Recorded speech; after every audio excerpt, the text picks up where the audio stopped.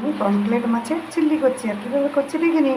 এখানে আমার 1 KG pomfret মাছ আছে, তাই এগুলো মাখার জন্য আমার একটা বড় পাত্র লাগবে। এখানে আমি পমফ্রেট মাছ মাখার জন্য 1 চামচ রসুন আর দিয়ে দেবো 1 চামচ আদা বাটা, আর দিয়ে দেবো স্বাদ মতো লবণ, আর দিয়ে দেবো সামান্য গোলমরিচের গুঁড়ো। এখানে দিয়ে দেবো আমি 1 প্যাকেট চিলি পাউডার। এখানে আমি দিয়ে দিলাম সামান্য টক দই। এখানে আমি অ্যাড করে দিলাম সামান্য কর্নফ্লাওয়ার। এবার আমি মাছটাকে ভালোভাবে মেখে আধ ঘন্টার জন্য রেখে দেবো। দেখুন আধা ঘন্টা পরে মাছটা এইভাবে আমার তেল বসিয়ে দিয়েছি। এই একটা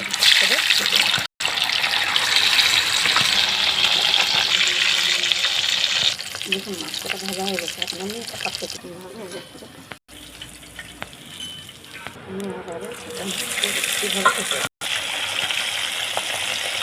আপনারা পমফ্রেট মাছের চিংড়ি এইভাবেই বাড়িতে বানাবেন, অবশ্যই সুন্দর লাগবে। কেমন লাগলে অবশ্যই কমেন্ট করে জানাবেন। নমস্কার।